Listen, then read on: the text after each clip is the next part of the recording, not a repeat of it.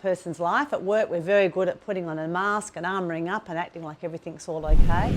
Something we see in leadership is people have a fear to manage people because someone says they have a mental health challenge or being managed is causing mental health problems. How would you approach managing that?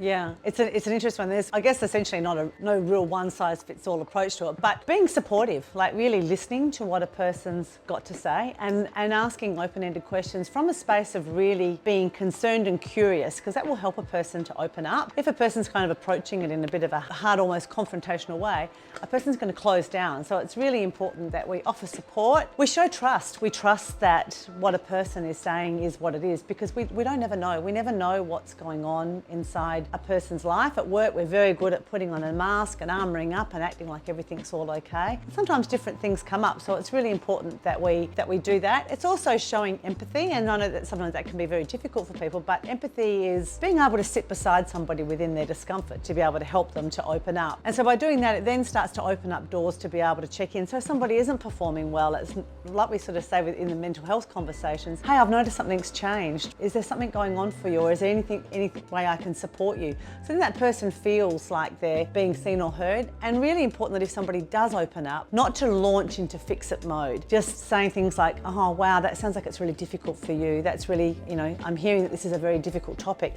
Then a person will feel like they can open up more, and that builds trust between the two people more so, and opens the door to be able to manage things a little bit more. There could almost be an opportunity for the leader in that position to be reflective on what their approach is to performance management. Yeah.